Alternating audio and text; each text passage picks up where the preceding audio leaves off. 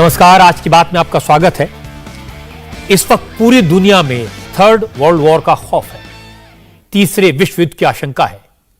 आज सुबह जिस तरह से रशिया ने यूक्रेन पर हमला किया, दिन भर जिस तरह यूक्रेन की तीन तरफ से घेरेबंदी की गई, जिस तरह से रशिया की आर्मी यूक्रेन की राजधानी कीव की तरफ बढ़ती जा रही है, और जिस अंदाज में अमेरिका, ब्रिटेन, फ्रांस, जर्मनी के अलावा दूसरे यूरोपीय देशों और नेटो कंट्रीज ने रशिया को सबक सिखाने की बात की है। नेटो फोर्सेस को रशियन फोर्सेस के खिलाफ एक्शन के लिए तैयार रहने को कह दिया गया है। इन सारी बातों से वर्ल्ड वॉर का खतरा बहुत बढ़ गया है। रशिया ने यूक्रेन की तीन तरफ से घेराबंदी की है और इसकी प्लानिंग काफी पहले कर ली गई थी। आज 203 जगह यूक्रेन में एक्सप्लोजन हुए, हमले हुए, मिसाइल्स दागी गई। यूक्रेन के मिलिट्री ठिकानों और एयर डिफेंस सिस्टम को निशाना बनाया गया। यूक्रेन के कई शहरों में रशियन फोर्सेस पहुंच चुकी हैं, टैंक सरहद पार कर चुके हैं। यूक्रेन की मिलिट्री ताकत काफी कम है, इसके बावजूद यूक्रेन ने घुटने टेकने से साफ इनकार कर दिया। यूक्रेन की फोर्सेस का दावा है कि उसने रशिया के कई फाइटर जेट्स, अटैक हेलीकॉप्टर्स और टैंक्स को बर्बाद कर दिया है। यूक्रेन का इल्जाम है कि रशियन फोर्सेस सिविलियन इलाकों पर भी मिसाइल दाग रही हैं। अब तक 2 दर्जन से ज्यादा नागरिकों की मौत हो चुकी है। एक जगह हॉस्पिटल पर भी हमला हुआ है। और बड़ी बात यह कि यूक्रेन ने फॉर्मली भारत से मदद मांगी है। यूक्रेन ने कहा कि भारत के प्रधानमंत्री नरेंद्र मोदी दुनिया के बड़े नेताओं में से एक हैं, उनकी बात का असर होता है। मोदी पुतिन से बात करें, उन्हें समझाएं, शांति स्थापित करने में यूक्रेन की मदद करें। और आज नरेंद्र मोदी व्लादिमीर पुतिन से बात करेंगे। भारत की कोशिश है कि मामले को बातचीत के जरिए सुलझाया जाए। प्रधानमंत्री मोदी ने हालात की समीक्षा के लिए आज विदेश मंत्री एस जयशंकर, एनएससी अजीत डोभाल, रक्षा मंत्री राजनाथ सिंह और होम मिनिस्टर अमित शाह के साथ एक लंबी मीटिंग की। विदेश मंत्री एस जयशंकर को भी यूरोपियन यूनियन की तरफ से संपर्क किया गया है और टेंशन को डिसएस्केलेट करने में मदद मांगी गई है। इस मामले में भारत का क्या स्टैंड है, मोदी की क्या नीति है, इस पर मैं आपको विदेश सचिव की बात सुनवाऊंगा। लेकिन इस वक्त यूक्रेन में जो हालात हैं, उससे दुनिया अब 2 गुटों में बंट गई है। एक रशिया के खिलाफ और दूसरी रशिया के पक्ष में। America, Europe, Canada, Japan, Australia Russia के खिलाफ लामबंद है, लेकिन चाइना रशिया के साथ है। अब सवाल है ऐसे में, जब रशिया खुद यूएन सिक्योरिटी काउंसिल का चेयरमैन है, यूएन सिक्योरिटी काउंसिल का दूसरा परमानेंट मेंबर चाइना उसके साथ है, तो फिर यूएन इस मामले में क्या कर सकता है? और दूसरा सवाल है कि फिलहाल यूक्रेन नेटो का मेंबर नहीं है।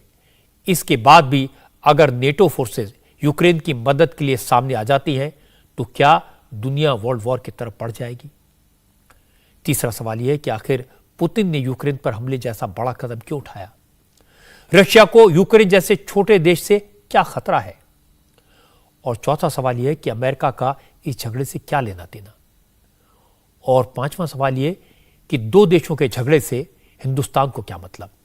भारत से सरपंच बनने की उम्मीद क्यों की जा रही है? और भारत पर इस झगड़े का, इस कॉन्फ्लिक्ट का क्या असर होगा? भारत की स्थिति इस वक्त इधर कुआं उधर खाई वाली क्यों है? इन सारे सवालों के जवाब आज की बात में मैं आपको दूंगा। लेकिन सबसे पहले आपको वो तस्वीरें दिखाता हूं जिन्हें देखकर आज सुबह दुनिया दहल उठी। वो तस्वीरें जो आज दिन भर जंग की बर्बादी के दास्तां को बयां करती रही।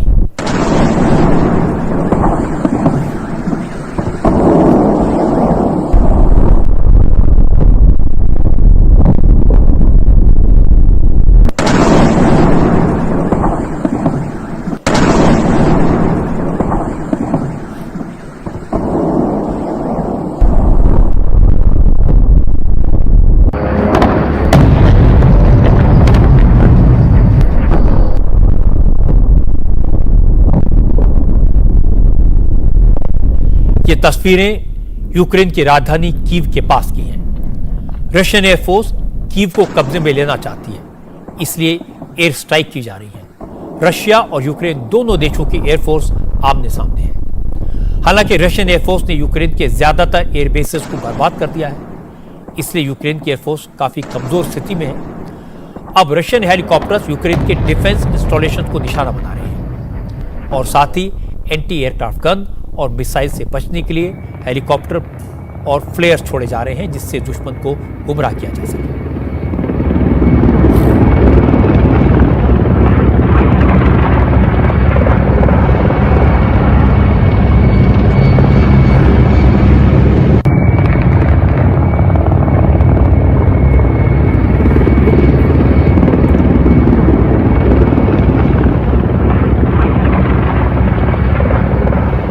रशियन आर्मी ने यूक्रेन में एंट्री तो कर ली है, लेकिन फिलहाल रशियन एयरफोर्स ने मोर्चा संभाल हुआ है। रशिया के फाइटर जेट्स और अटैक हेलीकॉप्टर लगातार हमला कर रहे हैं। आज सुबह 5 बजे जब रशिया की तरफ से यूक्रेन में हमले की शुरुआत हुई तो रशियन एयरफोर्स ने सबसे पहले यूक्रेन के एयर डिफेंस सिस्टम को निशाना बनाया और इसके बाद यूक्रेन के रडार्स को नेस्तनाबूद किया। फिर यूक्रेन के एयरफोर्स स्टेशन और आर्मी डिपो को टारगेट किया गया। यूक्रेन की सरकार का कहना है कि अब तक रशिया ने 3 दर्जन से ज्यादा मिसाइल फायर की हैं, जिसमें 40 से ज्यादा लोगों की मौत हो गई।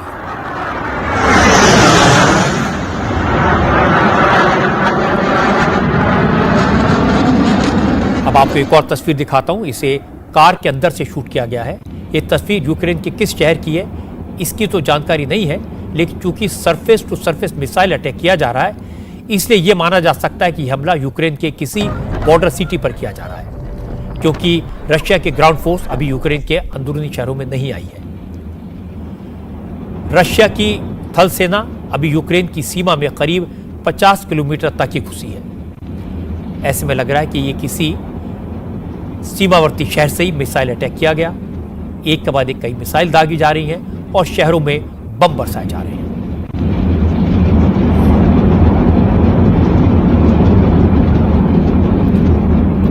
आज हमले का पहला दिन है, इसलिए रशियन आर्मी ने अटैक की शुरुआत यूक्रेन के मिलिट्री और दूसरे इंपॉर्टेंट इंस्टॉलेशन को निशाना बनाकर की। रशिया के प्रेसिडेंट व्लादिमीर पुतिन पहले ही कह चुके हैं कि रशिया की सेना सिविलियन एरियाज को टारगेट नहीं करेगी, इसलिए रशिया की तरफ से आज यूक्रेन के एयरपोर्ट्स, पावर प्लांट और पोर्ट्स यानी बंदरगाहों को निशाना बनाया गया। रशिया की लॉन्ग रेंज की मिसाइल्स इन एम ठिकानों पर दागी गई। रशिया ने अभी अपना फोकस मिसाइल और एरियल अटैक पर रखा है। हालांकि रशिया की ग्राउंड फोर्स भी यूक्रेन में एंटर कर चुकी है, लेकिन फिलहाल आर्मी को बॉर्डर के आसपास के इलाकों में रोक दिया गया है। रशिया की कोशिश है कि पहले मिसाइल अटैक करके यूक्रेन के रेसिस्टेंट पावर को खत्म कर दिया जाए, जिसके बाद जब रशिया की ग्राउंड फोर्सेस यूक्रेन के मुख्य शहरों में आए तो उन्हें ज्यादा विरोध का सामना न करना पड़े। यूक्रेन के आसमान में रशिया के फाइटर जेट्स की गड़गड़ाहट लगातार सुनाई दे रही है।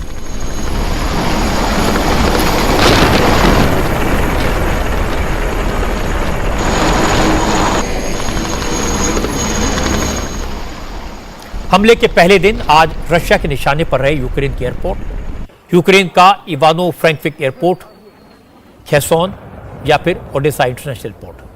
हर एयरपोर्ट को रशिया के फाइटर जेट्स ने अपनी मिसाइल्स का टारगेट बनाया। आज सुबह अटैक की शुरुआत करते ही रशिया ने यूक्रेन के एयर स्पेस को बंद करने का एक तरफा ऐलान कर दिया था। भारत के करीब 16,000 स्टूडेंट्स अभी भी यूक्रेन में फंसे हुए हैं। आज एयर इंडिया का एक स्पेशल विमान यूक्रेन में फंसे भारतीयों को वापस लाने के लिए रवाना हुआ था, लेकिन रशिया के हमले के बाद यूक्रेन का एयर स्पेस बंद हो गया और इस विमान को वापस लौटना पड़ा। असल में मॉडर्न वॉरफेयर में शुरुआती पलों और शुरू के कुछ दिनों तक एयर अटैक की सबसे ज्यादा प्रभावी माना जाता है। दुश्मन की कमर तोड़ने के लिए पहले फाइटर जेट से बम और मिसाइल बरसाए जाते हैं और उसके बाद ग्राउंड फोर्स को भेजा जाता है। यही वजह है कि रशिया ने फुल फोर्स के साथ अपने फाइटर प्लेन्स को अटैक में लगा दिया।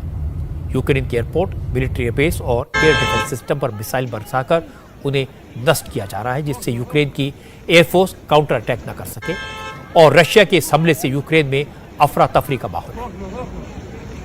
एयरपोर्ट के आसपास के इलाकों में रहने वाली महिलाएं सड़कों पर रो रो कर मदद की गुहार कर रही हैं। Куда, сын, на работе я одна? Куда мне бежать? Куди ховатися? Куди? Скажіть, будь ласка. Ой, Боже мой, Боже.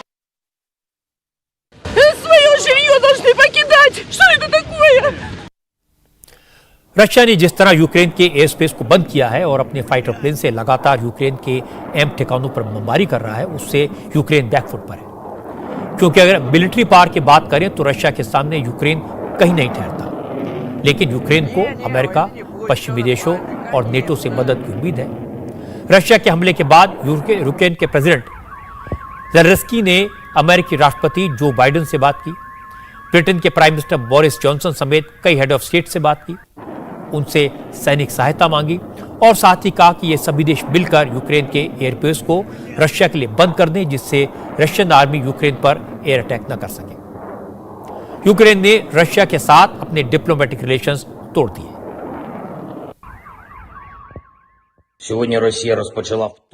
आज रूस ने यूक्रेन पर हमला किया है। पुतिन ने यूक्रेन और पूरी लोकतांत्रिक दुनिया के खिलाफ युद्ध का ऐलान किया है। रूस यूक्रेन को बर्बाद करना चाहता है। हम लोगों ने जो बनाया है, हम जिसके लिए जीते हैं, उन सब चीजों को रूस खत्म करना चाहता है। लेकिन आप घबराइए मत, हर वो चीज करिए जिससे हमारी सेना को मदद मिले।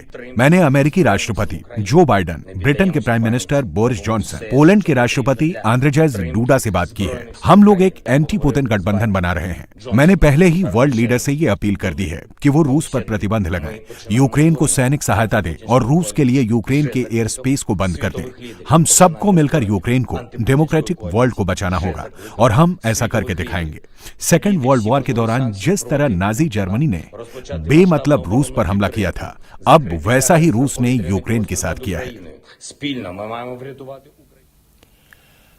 अब सवाल यह कि क्या यूक्रेन पर रशिया के हमले से वर्ल्ड वॉर की आशंका पैदा हो गई है? एक्सपर्ट्स कहते हैं कि खतरा तो है। अगर दूसरे देश इस लड़ाई में कूदे तो मामला बिगड़ सकता है, लेकिन फिलहाल यह कहना जल्दबाजी होगी कि वर्ल्ड वॉर हो सकती है। लेकिन यूक्रेन के प्रेसिडेंट जिस बर्बादी की बात कर रहे हैं, उससे साफ है कि बात बहुत आगे बढ़ चुकी है। हालात हाथ से निकल सकते हैं और यह कभी भी हो सकता है, क्योंकि जो तस्वीरें आ रही हैं वो डराने वाली हैं, दहलाने वाली हैं। ये जो तस्वीर आप देख रहे हैं यूक्रेन के उमान शहर की है। रशियन फाइटर प्लेन्स की बमबारी के सबूत आपको यहां की सड़कों पर साफ दिखेंगे। बम गिरने से सड़कों पर गड्ढे बन गए हैं, गाड़ियों के शीशे टूटे हुए हैं। क्योंकि यूक्रेन पर रशिया के हमले की आशंका पहले से ही थी, इसलिए लोगों ने जरूरत का सामान पहले ही घरों में इकट्ठा कर लिया था। लोग घरों से बाहर नहीं निकल रहे थे, लेकिन जो लोग बाहर निकले उसमें से कुछ लोग रशियन अटैक में मारे गए। जैसे कि आप सड़क पर लहूलुहान पड़े इस शख्स को देख रहे होंगे जो रशिया के एयर अटैक में मारा गया।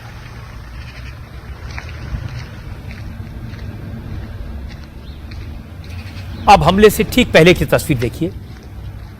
जिस शख्स का बेजान शरीर सड़क पर पड़ा है वो कुछ ही सेकंड पहले साइकिल से जा रहा था। अचानक मिसाइल गिरी, पास खड़ी गाड़ी के परखच्चे उड़ गए, सड़क पर गड्ढा हो गया, आसपास की बिल्डिंग को नुकसान पहुंचा और साइकिल से जा रहा व्यक्ति मारा गया।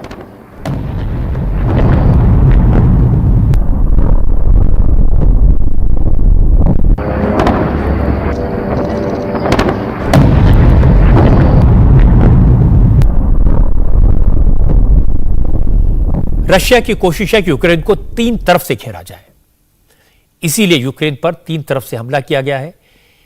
एक फ्रंट है बेलारूस का, दूसरा फ्रंट है क्रीमिया का और तीसरा मोर्चा है खुद रशिया से लगती हुई यूक्रेन की सीमा का। जंग के तीनों मोर्चों से यूक्रेन पर अटैक किया जा रहा है। हवाई हमले की तस्वीरें मैंने आपको दिखाई हैं।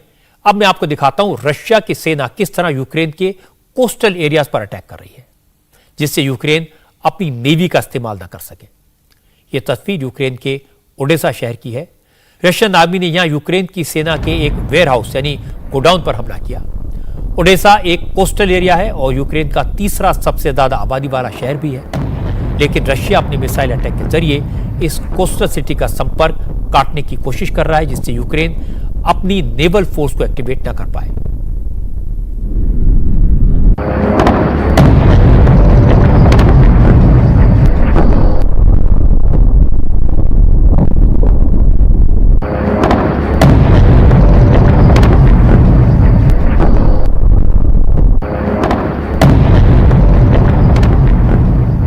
पुतिन की कोशिश है कि जल्दी से जल्दी यूक्रेन की राजधानी कीव पर कब्जा किया जाए। हालांकि रशियन फोर्सेस का दावा है कि उन्होंने खार्किव और खेरसान पर कब्जा कर लिया है, जबकि रशियन आर्मी कीव के करीब पहुंच चुकी है। लेकिन यूक्रेन ने इन दावों को गलत बताया। हैरानी की बात है कि रशियन आर्मी को ज्यादा रेसिस्टेंस का सामना नहीं करना पड़ रहा। जो तस्वीरें आई उनमें दिख रहा है कि रशिया के दर्जनों टैंक और 72 गाड़ियां यूक्रेन के हाईवे से होते हुए शहरों में दाखिल हो रही हैं। कई इलाकों में रशियन आर्मी के जवान यूक्रेन में 50 किलोमीटर अंदर तक जा चुके हैं। ये जो तस्वीर आप देख रहे हैं वो यूक्रेन के बॉर्डर की हैं। बॉर्डर पर लगे सीसीटीवी कैमरों में कैप्चर हुई इन तस्वीरों में दिखाई दे रहा है कि रशिया के टैंक यूक्रेन के अंदर तक आ गए हैं। ये टैंक क्रीमिया की तरफ से यूक्रेन में आए हैं। क्रीमिया भी पहले यूक्रेन का ही हिस्सा हुआ करता था, लेकिन 2014 में रशिया ने क्रीमिया को यूक्रेन से अलग कर दिया था और आज यूक्रेन पर अटैक करने के लिए रशिया क्रीमिया का इस्तेमाल कर रहा है।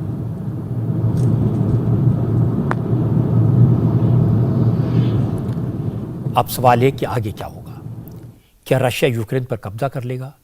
क्या अमेरिका, ब्रिटेन, फ्रांस जैसे मुल्क और नेटो फोर्सेस यूक्रेन की मदद करने के लिए अपनी फौज भेजेंगे?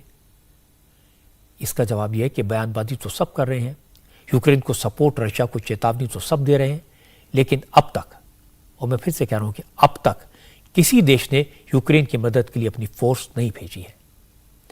अमेरिका ने रशिया पर कुछ सैंक्शंस लगाए हैं, कल कुछ और सैंक्शंस लगाए जाएंगे। ब्रिटेन ने पुतिन को तानाशाह बताया है, यूक्रेन की मदद करने का भरोसा दिया है। फ्रांस के राष्ट्रपति मैक्रोन ने कहा कि यूरोप के इतिहास का यह टर्निंग पॉइंट है, रशिया को हद में रहने की हिदायत दी है। नेटो की कल वर्चुअल मीटिंग बुलाई गई है, लेकिन ग्राउंड पर कुछ नहीं हुआ। हालांकि नेटो के मेंबर कंट्रीज में नेटो फोर्सेस को तैयार रहने का आदेश दिया है। किसी भी वक्त एक्शन के लिए अलर्ट मोड पर रहने को कहा गया है। नेटो के तहत अमेरिका के 5000 सैनिक पोलैंड में मौजूद हैं। इसी तरह दूसरे मुल्कों के सैनिक और फाइटर जेट इसी इलाके में हैं, जो किसी भी वक्त मैदान में उतर सकते हैं। लेकिन पुतिन पर फिलहाल इस तरह के प्रेशर का कोई असर दिखाई नहीं देता। रशियन प्रेसिडेंट ने साफ साफ कहा कि जो भी रशिया के लिए खतरा पैदा करेगा उसे गंभीर नतीजे भुगतने होंगे। जहां तक यूक्रेन का सवाल है तो रशिया यूक्रेन से कई गुना ज्यादा ताकतवर है।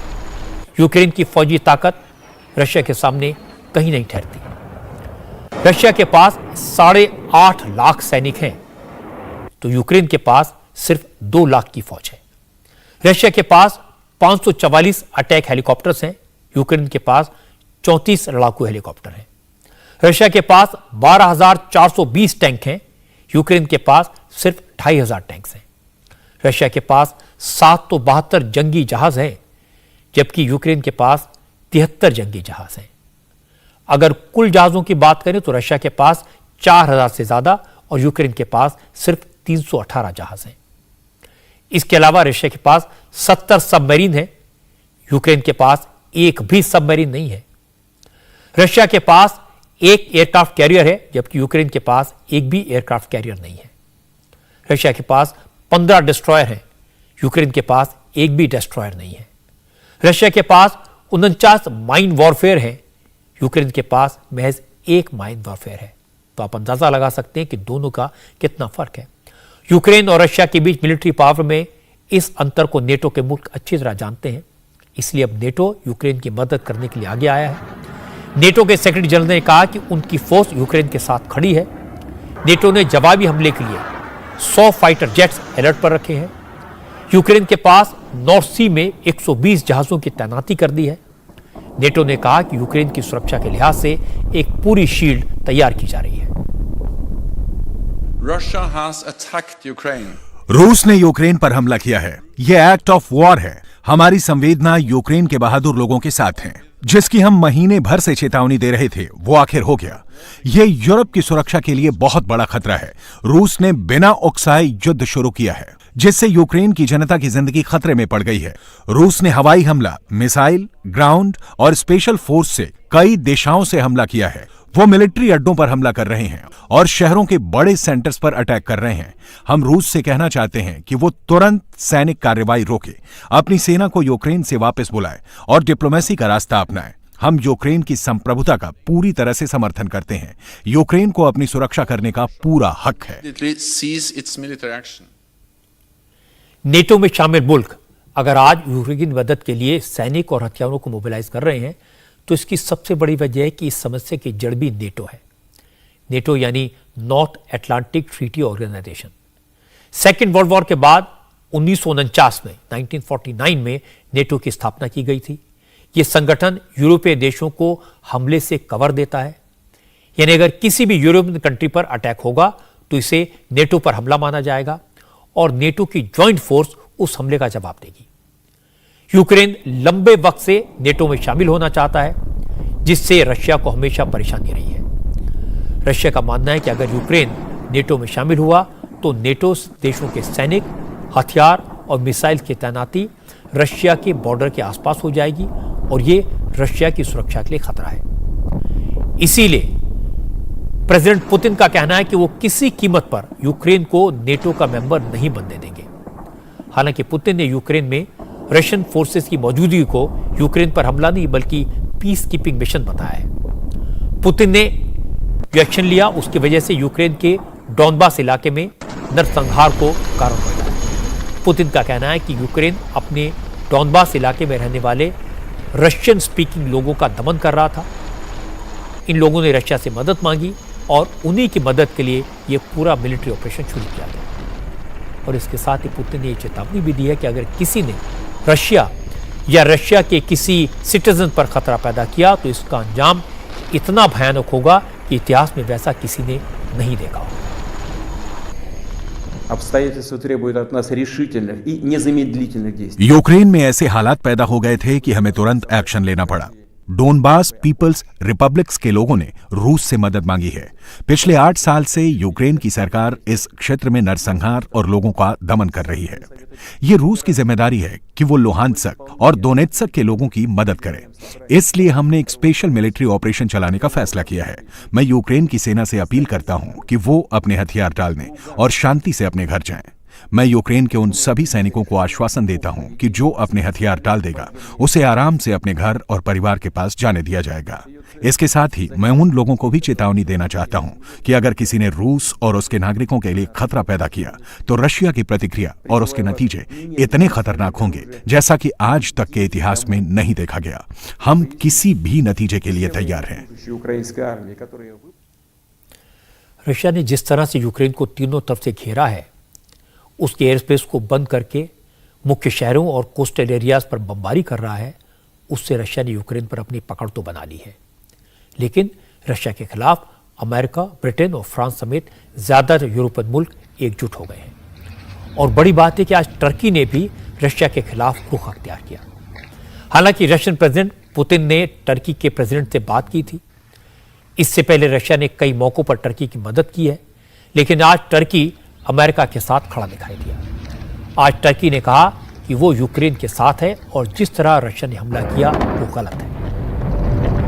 पुतिन ने आज ही टर्की से अपील की थी कि वो भी यूक्रेन के उन 2 प्रांतों को मान्यता दे दे जिन्हें रशिया अलग देश के तौर पर मान्यता दे चुका है, लेकिन टर्की ने इससे इनकार कर दिया। आज जंग के पहले दिन यूक्रेन को ज्यादा नुकसान हुआ। यूक्रेन को ज्यादा नुकसान होने की एक वजह यह भी है कि जंग उसकी जमीन पर लड़ी जा रही है, रशिया की जमीन पर नहीं। रशिया के हमले के बाद यूक्रेन के प्रेसिडेंट ने कहा कि रशियन फौज के हमले में अब तक यूक्रेन के 40 से ज्यादा जवानों की मौत हुई है और 10 सिविलियंस के मारे जाने की खबर है। हालांकि उन्होंने यह भी कहा कि रशिया के हमले से यूक्रेन डरेगा नहीं और इसका डटकर मुकाबला करेगा। यूक्रेन का दावा है कि उसकी फौज ने रशिया के 50 सैनिकों को मार गिराया है। कई रशियन फाइटर जेट्स और हेलीकॉप्टर्स को गिरा दिया गया है। हालांकि यूक्रेन के इस दावे की अभी पुष्टि नहीं की जा सकी है, क्योंकि यूक्रेन की तरह रशिया ने अभी अपने जवानों की मौत पर कोई ऑफिशियल इंफॉर्मेशन नहीं दी है, लेकिन रशिया को नुकसान तो हुआ है। यूक्रेन के कई शहरों में रशिया के टैंक्स नष्ट कर दिए गए हैं, रशियन सैनिकों के शव दिखाई दिए हैं, रशिया के लड़ाकू हेलीकॉप्टर्स को मार गिराया गया है और रशिया का मुकाबला करने के लिए यूक्रेन में मार्शल लॉ लगा दिया गया है।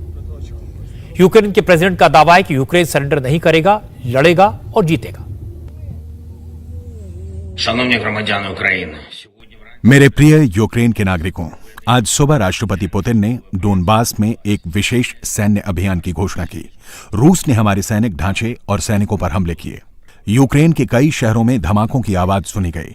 हम पूरे यूक्रेन में मार्शल लॉ लागू कर रहे हैं। मेरी अमेरिकी प्रेसिडेंट जो बाइडेन से बात हुई। अमेरिका ने इंटरनेशनल समर्थन जुटाना शुरू कर दिया है। आप सब शांत रहें और संभव हो तो घर पर ही रहें। सेना एक्शन में लगी है, किसी को घबराने की जरूरत नहीं।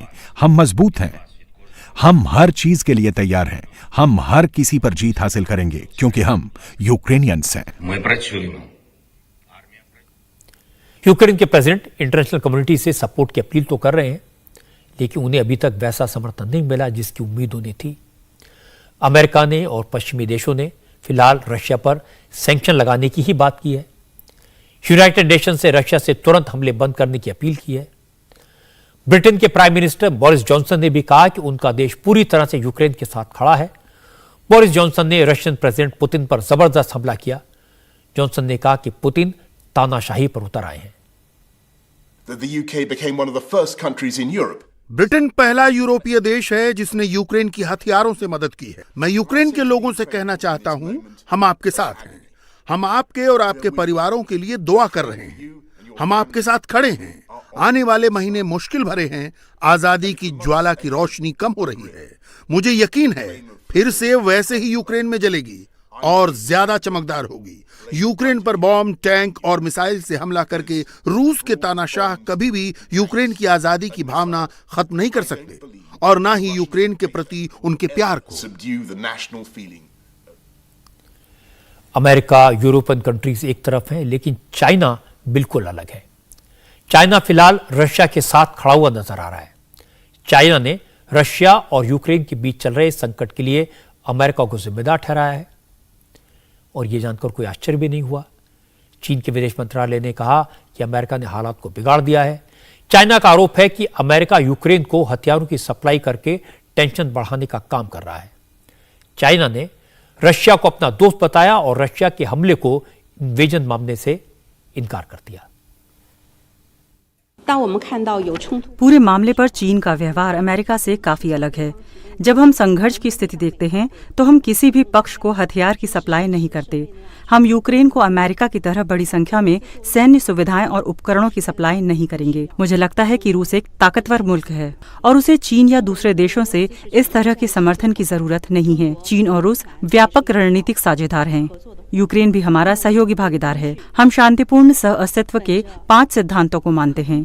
जहां तक आक्रमण का सवाल है, हमें देखना होगा कि हम यूक्रेन की मौजूदा स्थिति को कैसे देखते हैं। हमने बार बार क्लियर किया है कि यूक्रेन मुद्दे पर काफी कॉम्प्लेक्स इतिहास है और आज की स्थिति वैसी नहीं है जैसी हमें उम्मीद थी। हमें उम्मीद है कि सभी पक्ष मिलकर इस हालात को सुलझाने की कोशिश कर सकते हैं। सभी पक्ष शांति का माहौल बना सकते हैं। जल्द से जल्द बातचीत के जरिए तनाव कम करने की कोशिश होनी चाहिए।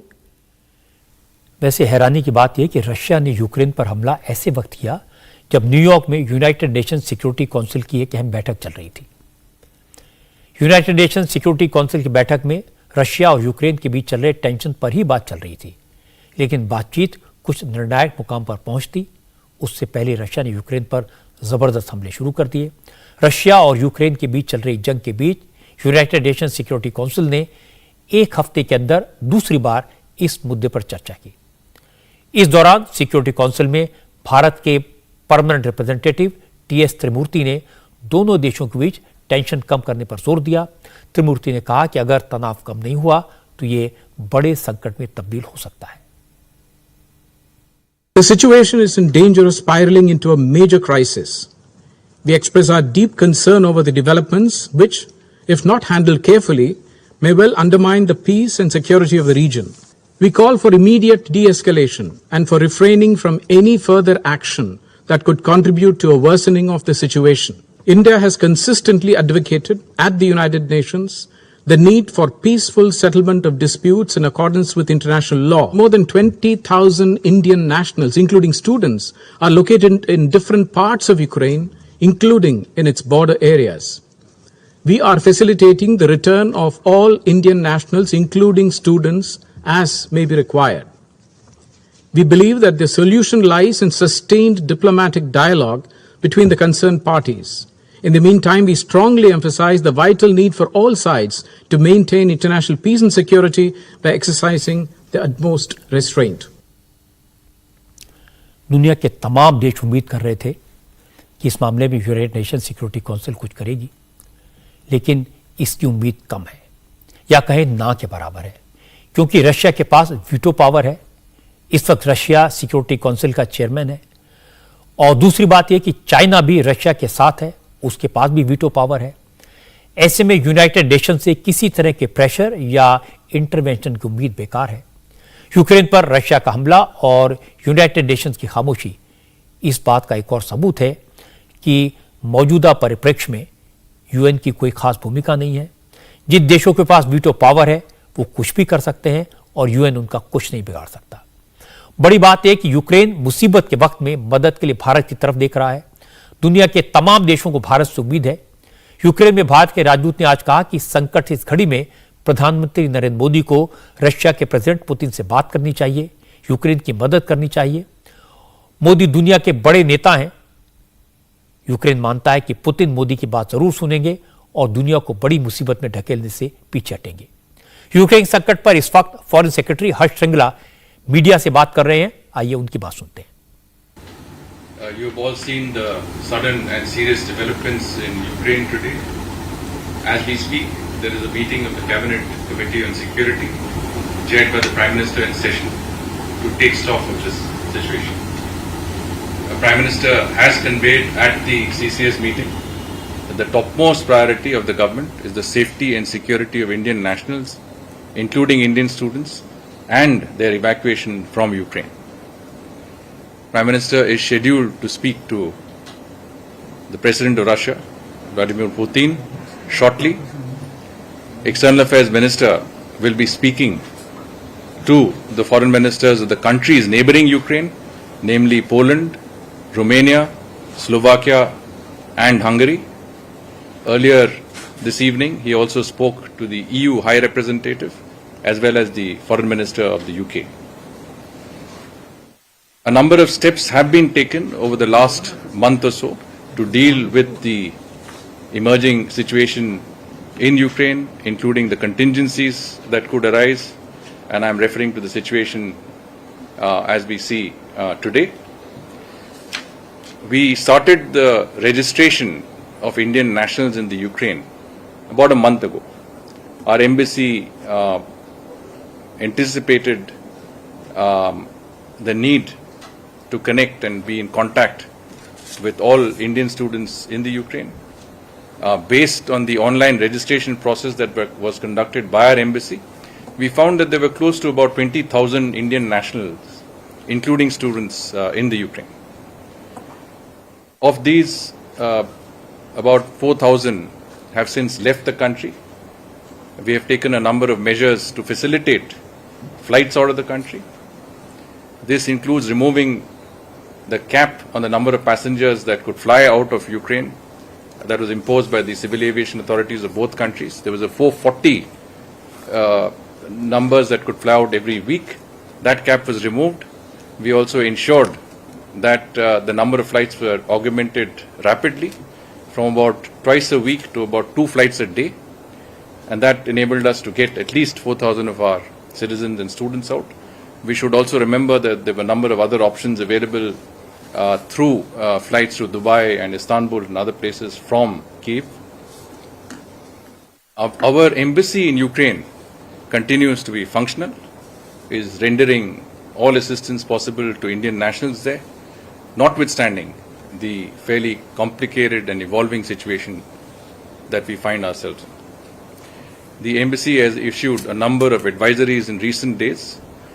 Today itself, the embassy has issued 3 advisories, and these provide advice to Indian nationals on the situation as it evolves, travel towards safer places, including western parts of the country that will facilitate the exit by road and other means, safety precautions that our citizens could take, etc. Our ambassador has also sent a personal message to all Indian citizens in Ukraine, providing advice.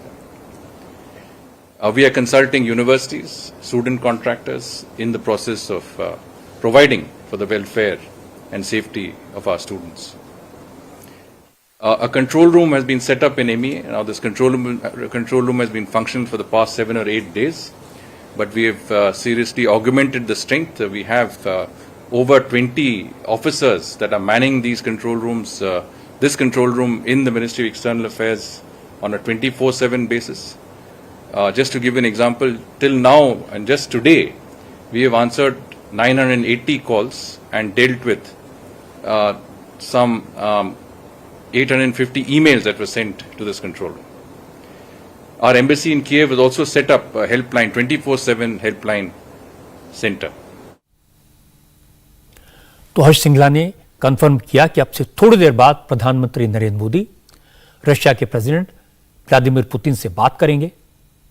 Ukraine को प्रधानमंत्री मोदी से बहुत उम्मीद है, वो जरूर कुछ करेंगे। यूक्रेन को लगता है कि पुतिन मोदी की बात सुन सकते हैं और ये दुनिया में भारत के बढ़े हुए प्रभाव का सबूत है। मोदी की विदेश नीति का असर है। हालांकि सही है कि यूक्रेन के केस में रशिया और अमेरिका आमने सामने हैं। हालात ऐसे हैं कि दोनों में से किसी एक को चुनना है, लेकिन भारत ऐसा नहीं कर सकता क्योंकि रशिया भारत का पुराना और टेस्टेड दोस्त है, लेकिन अमेरिका भारत का नया और बड़ा पार्टनर है। भारत के साथ अमेरिका के संबंध नई ऊंचाइयों पर पहुंचे हैं, इसलिए भारत को दोनों मुल्कों के साथ संबंध में बैलेंस बनाना है और मुझे लगता है कि नरेंद्र मोदी यही कर रहे हैं। क्योंकि यूक्रेन में भारत के हजारों छात्र फंसे हैं, करीब 18,000 भारतीय नागरिक वहां फंसे हैं, इसलिए मुझे लगता है कि पुतिन से बातचीत के दौरान मोदी का फोकस यूक्रेन में फंसे भारतीय छात्रों को सुरक्षित वापस लाने पर होगा। अब से थोड़ी देर पहले विदेश सचिव हर्ष सिंगला ने इस बात को कंफर्म किया कि प्रधानमंत्री नरेंद्र मोदी अब से कुछ देर बाद रशियन प्रेसिडेंट पुतिन से बात करेंगे और भारत का फोकस फिलहाल यूक्रेन में फंसे इंडियंस को सुरक्षित वापस लाने पर होगा। हर्ष सिंगला ने बताया कि यूक्रेन में करीब 20,000 इंडियंस रहते हैं, लेकिन जंग शुरू होने से पहले 4,000 से ज्यादा स्टूडेंट्स को वहां से निकाल लिया गया है। अब सरकार की कोशिश है कि यूक्रेन के आसपास के मुल्कों के तक सड़क के रास्ते यूक्रेन में फंसे भारतीयों को पहुंचाया जाए और वहां से उन्हें वापस इंडिया लाया जाए। क्योंकि यूक्रेन का एयर स्पेस बंद है, सरकार ने यूक्रेन में फंसे भारतीय छात्रों से कहा कि वो जहां हैं वहीं रुके रहें। इंडियन एम्बेसी सभी भारतीयों की मदद करेगी। भारतीय दूतावास खुला रहेगा। भारतीय दूतावास की वेबसाइट, सोशल मीडिया के जरिए उन्हें संपर्क करने की सलाह दी गई है। आज विदेश राज्य मंत्री वी मुरलीधरन ने यूक्रेन में फंसे स्टूडेंट से बात की। मुरलीधरन ने कहा कि घबराने की जरूरत नहीं है, केंद्र सरकार सभी भारतीयों की सुरक्षा सुनिश्चित करेगी। यूक्रेन में भारी संख्या में भारतीय छात्र फंसे हैं, वहां मिसाइल अटैक हो रहा है। मैं आपको एक वीडियो दिखाना चाहता हूं। ये वीडियो एक इंडियन स्टूडेंट ने बनाया है। वीडियो उस वक्त का है जब रशिया ने यूक्रेन के शहरों को टारगेट किया। वीडियो में आपको काले धुएं का गुबार दिखाई देगा और इंडियन स्टूडेंट्स काफी पैनिक में हैं। ये सब क्या हो रहा है? यार देखो वहाँ आग दिख रही है। या आई कैन सी। ये कैसा? नहीं यार, वो जूम करो। हाँ जूम कर। सच्ची में हो रहा है? हाँ देखो। हैपनिंग। यूक्रेन में फंसे कई स्टूडेंट्स ने मदद के लिए इंडिया टीवी को संपर्क किया था। यूक्रेन में मौजूद इन छात्रों ने वहां के हालात बताए। वडोदरा के दिव्य मेहता इस वक्त यूक्रेन में मेडिकल के फाइनल ईयर के स्टूडेंट हैं। उन्होंने वहां की सिचुएशन के बारे में क्या बताया, ये मैं आपको सुनाता हूं। सिचुएशन की वजह से यहाँ पे पैनिक बाई करने लगे सारे लोग और एटीएम्स पे लाइन लगने लगी है और शायद जहां तक इंफॉर्मेशन आई है पेट्रोल पंप्स और ये सारा फुल मतलब मैक्सिमम कैपेसिटी पे काम कर रहे हैं सारे। हमारे यूनिवर्सिटी में 1500 से 2000 बच्चे हैं, पर 70 to 80% अभी तक चले जा चुके हैं। बाकी जो बच्चे हैं वो 6th ईयर के स्टूडेंट्स हैं और थोड़े बहुत जूनियर्स हैं अभी। अब इसमें तो कोई शक नहीं कि सिचुएशन बहुत खराब है। भारतीय स्टूडेंट घबराए हुए हैं। यूक्रेन में फंसे एक और मेडिकल स्टूडेंट ओंकार ने क्या बताया, ये सुनिए। यहाँ पे जो सीनियर्स है, हमारे अथॉरिटीज है, उन्होंने बोला कि घर पे रहो, बाहर मत निकलना क्योंकि मार्शल लॉ भी इनिशिएट हो गया है यहाँ पे। और यहाँ पे धमाके जो हुए वो हम लोगों ने खुद सुने हैं, अपने कानों से सुने हैं, हम लोगों ने देखे है। धुआं निकल रहा था, आग निकल रही थी वहां पे। यहाँ पे आसपास तो लोग शेल्टर्स ऑर्गेनाइज कर रहे हैं और जो यूक्रेनियन पीपल्स है वो शेल्टर्स की तरफ कुछ मोबिलाइज हो रहे हैं लोग जो सेफ्टी शेल्टर्स है, और कुछ लोग जो है वो पोलैंड की तरफ जाने की तैयारी कर रहे हैं। 1-1.5 लाख की टिकट हो रही है, कोई नॉर्मल मिडिल क्लास बंदा कैसे कर सकता है टिकट? और फिर ये सिचुएशन आ गई यहाँ पे। यूक्रेन में फंसे गोपालगंज के स्टूडेंट राष्ट्रीय रिजवान और उनके दोस्त भी इस वक्त यूक्रेन में फंसे हैं। राष्ट्रीय रिजवान मेडिकल के 4th ईयर के स्टूडेंट हैं। यहाँ पे वार स्टार्ट हो चुका है और हम भारतीय छात्र यहाँ इवानो सिटी में फंस चुके हैं। तो हमारी गुजारिश है हमारे भारतीय सरकार से, जितने भी दूतावास हैं हमारे, जहाँ भी हमारे MP MLA जहाँ के भी हैं, जैसे हम हर स्टेट से बिलोंग करते हैं तो उनके MP MLA और जो CM हैं उनसे ये निवेदन है कि हमें जल्दी से जल्दी यहाँ से इवैक्यूएट किया जाए, क्योंकि यहाँ की सिचुएशन काफ़ी क्रिटिकल हो चुकी है। इवानो में आज सुबह में ही बम गिरा हुआ है और जो एयरपोर्ट के आसपास का इलाका है उधर बम गिरा हुआ है, और इवानो के जो भी सेफेस्ट प्लेस थे वहाँ पे टारगेटेड हो रहे हैं रशिया की तरफ से, और सुबह से लगातार बमबारी हो रही है। तो आप सभी भाइयों से गुजारिश है कि हमें जल्दी से जल्दी यहाँ से यूक्रेन से निकालने के लिए इस वीडियो को शेयर करें। ये सारी बातें लगातार केंद्र सरकार तक पहुंच रही हैं। रक्षा मंत्री राजनाथ सिंह ने आज कहा कि यूक्रेन में सिचुएशन खराब है, ये हम जानते हैं, और सरकार हर स्टूडेंट को वापस लाने की पूरी कोशिश करेगी। सरकार ने पहले भी एडवाइजरी जारी की थी और साथ ही उनको बाहर निकालने की व्यवस्था सरकार ने कुछ की है।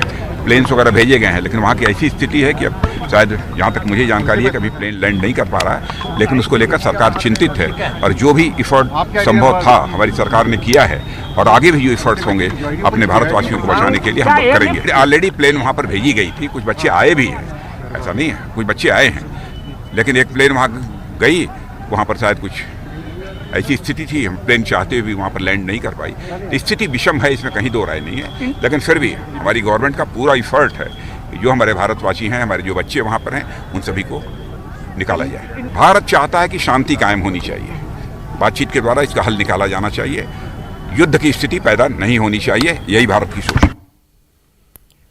यूक्रेन में फंसे भारतीयों की मुसीबत समझी जा सकती है, उनके परिवारों की परेशानी, परिवारों का दर्द और चिंता जायज है, लेकिन हालात ऐसे हैं कि चाहकर भी कोई कुछ नहीं कर सकता। सरकार ऑल्टरनेटिव रूट के जरिए यूक्रेन में फंसे भारतीयों को निकालने की कोशिश कर रही है। सरकार पर भरोसा करना चाहिए, क्योंकि नरेंद्र मोदी का रिकॉर्ड इस मामले में बहुत अच्छा है। इराक में आपको याद होगा हालात इससे भी ज्यादा खराब थे। सूडान में और भी बुरी हालत थी। मोदी ने उस वक्त जनरल वीके सिंह को वहां भेजा था, और जनरल वीके सिंह अपनी जान मुसीबत में डालकर सभी भारतीयों को सुरक्षित वापस लेकर आए थे। इसलिए मोदी की रणनीति पर भरोसा करना चाहिए। हमारे स्टूडेंट्स और बाकी इंडियंस जल्दी वापस आएंगे। जब भी कोई युद्ध होता है तो उसका कितना असर होता है, इसका असर पूरी दुनिया पर कैसे दिखता है, ये आज यूक्रेन संकट के बाद दुनिया की पूरी इकोनॉमी का हाल देखने पर पता चला। रशिया के अटैक के बाद दुनिया भर के शेयर मार्केट्स में हाहाकार मच गया। कच्चे तेल की कीमत में भारी उछाल आया और इसका सीधा असर इकोनॉमी पर दिखेगा। यूक्रेन पर हमले का सबसे बड़ा इंपैक्ट क्रूड ऑयल पर दिखाई दिया।